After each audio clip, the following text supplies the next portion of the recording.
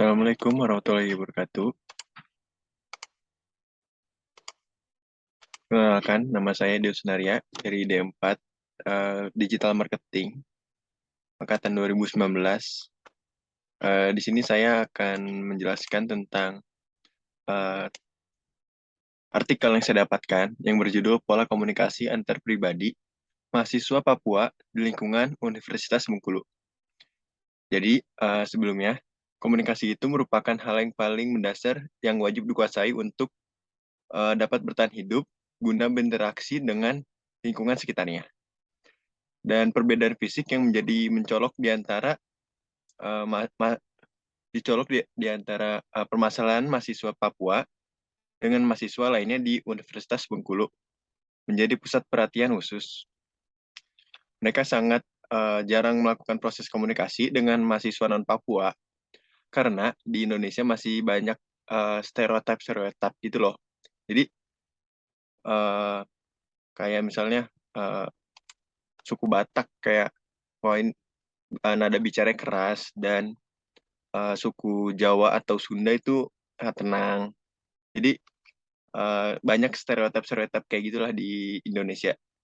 Dan ketika kita berkomunikasi dengan orang lain dari suku agama, ras, kita dihadapkan dengan sistem dan aturan yang berbeda. Jadi kita akan agak sulit nih untuk memahami lawan bicara kita bila kita sangat etnosentrik. Jadi etnosentrik itu menganggap bahwa uh, suku atau ras kita itu lebih tinggi daripada lawan bicara kita. Dan biasanya hal itu dilakukan dengan cara meremehkan orang lain gitu ya. Jadi itu sangat tidak baik. Jadi hal itu mengakibatkan tersingkirnya atau terasingkannya seseorang tanpa tahu sisi pribadinya orang tersebut. Jadi sebelum kita kenal sama orang itu kayak udah punya uh, penilaian sendiri gitu loh. Jadi itu tidak disarankan ya. Dan pola komunikasi diartikan sebagai bentuk atau pola hubungan dua orang atau lebih dalam proses pengiriman atau penerimaan cara yang tepat sehingga pesan yang dimaksud dapat dipahami. Komunikasi antar pribadi pada hakikatnya itu mempunyai pola yang menghubungkan antara komunikator dan komunikan. Begitu pula dengan proses komunikasi antara mahasiswa Papua dan mahasiswa Bengkulu. Dalam interaksi di lingkungan Universitas Bengkulu, yang menjadi rutinitas sehari-hari mereka, bentuk kebiasaan dari cara berkomunikasi mempunyai dampak bagi penerima pesan, sehingga mereka punya pola yang berbeda. Akan tetapi, pola tersebut dapat dibentuk dengan sesuai dengan arah dan sasarannya.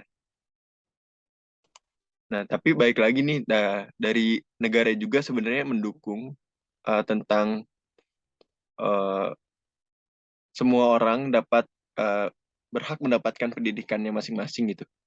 Kayak di dalam pembukaan Undang-Undang Dasar tahun 1945 menyebutkan bahwa satu tujuan negara itu mencerdaskan kehidupan bangsa. Terlepas dari itu pemerintah Indonesia berupaya melakukan pemerataan pendidikan untuk mencapai jenjang pendidikan yang terbaik untuk seluruh rakyatnya.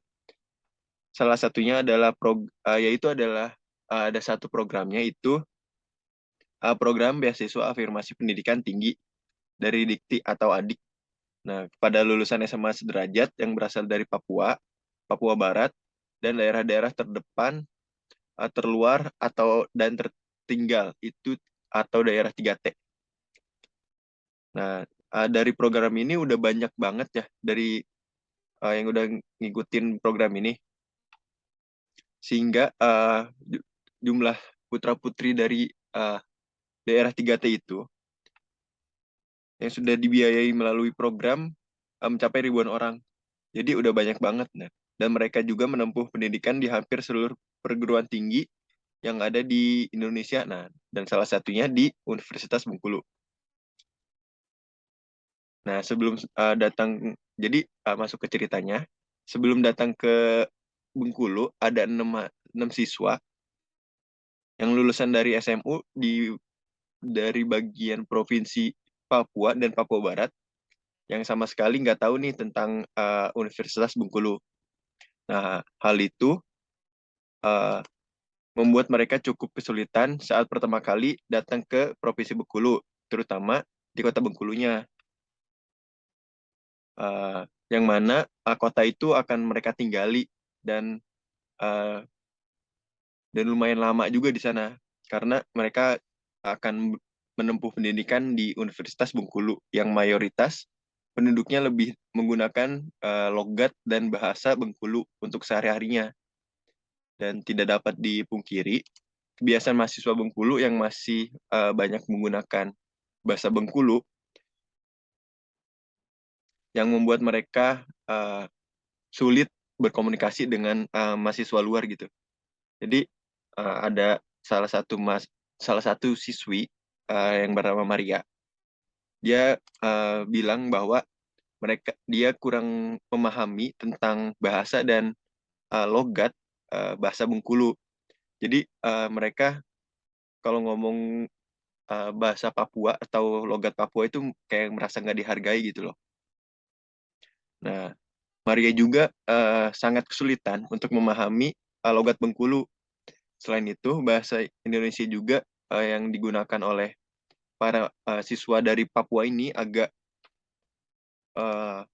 agak kurang fasih karena mereka itu kayak sering uh, menggunakan bahasa daerahnya. Jadi uh, karena terlalu sering menggunakan bahasa daerah dan jarang menggunakan bahasa Indonesia sebagai bahasa persatuan. Jadi para siswa dari Papua ini kurang fasih dalam uh, berkata bahasa Indonesia dan logat-logat dari uh, logat-logat dari daerah itu yang membuat bahasa Indonesia juga jadi terlihat kurang fasih gitu. Dan itu membuat Maria dan teman-temannya merasa terintimidasi dan uh, tidak uh, tidak diterima oleh lingkungan sekitar karena sulitnya melakukan komunikasi dengan lingkungannya. Tapi selain dari Maria, yang 5 orang ini justru itu menjadi motivasi buat teman-temannya untuk mengasah kemampuan berbahasa mereka, baik bahasa Indonesia dan bahasa daerah, yaitu bahasa Bengkulunya.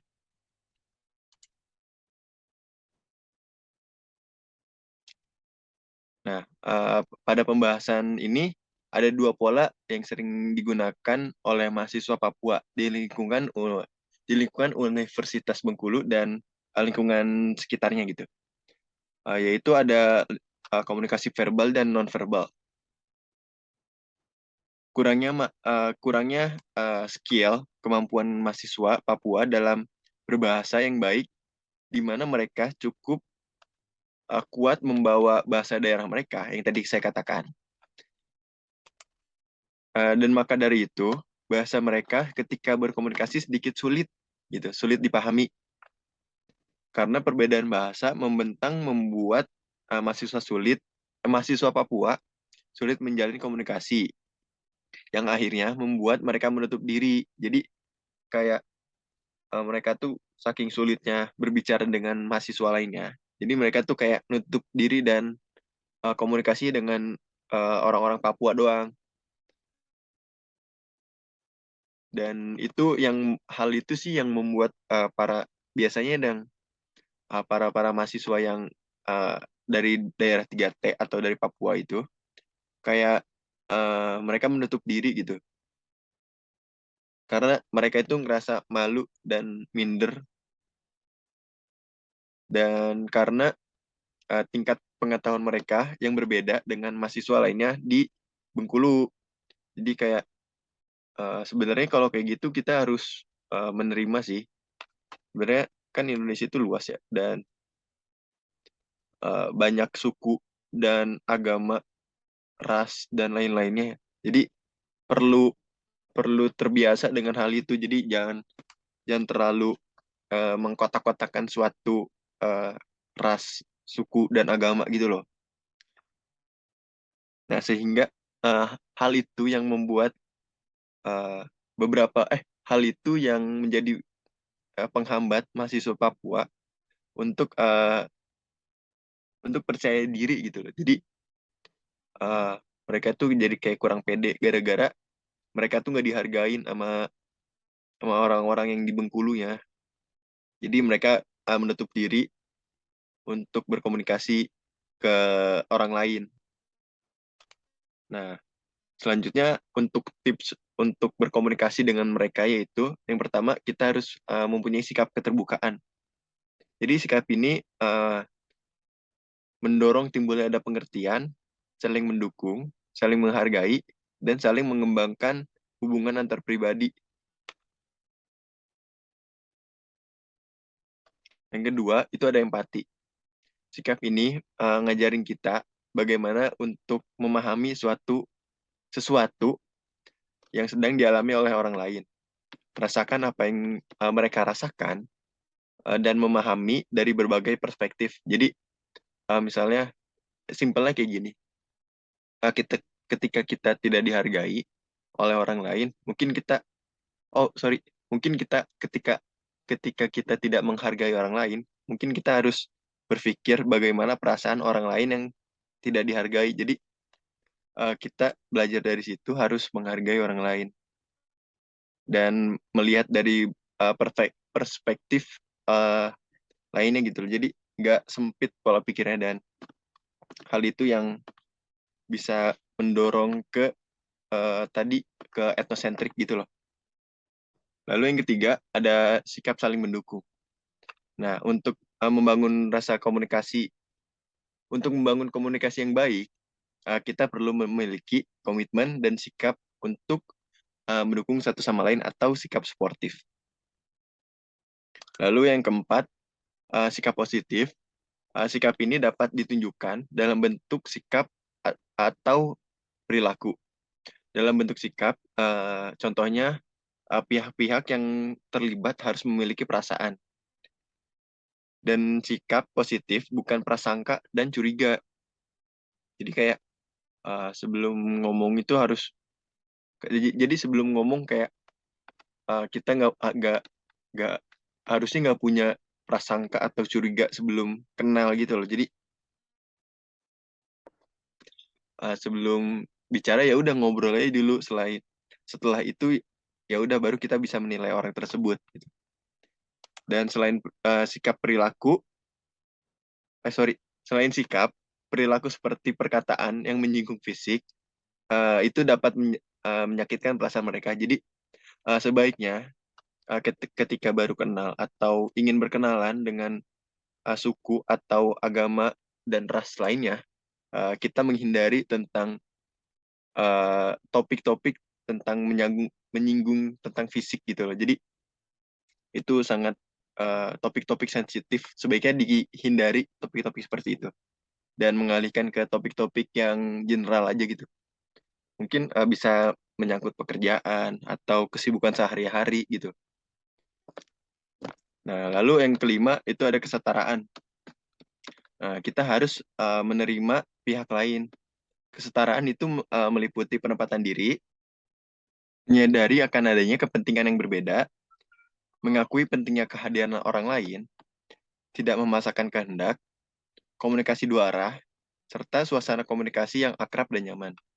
Jadi, setelah kita melakukan sikap positif kepada orang lain dan menghindari topik-topik yang sensitif, kita juga harus membuat lawan bicara kita merasa nyaman dan akrab gitu loh.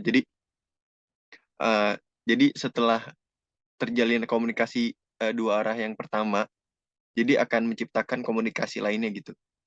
Jadi nggak berhenti dalam satu komunikasi saat itu aja gitu. Jadi itu bisa menjalin tali silaturahmi yang panjang. Oke. Terima kasih. Mohon maaf bila ada kekurangan dan salah-salah kata. Wassalamualaikum warahmatullahi wabarakatuh.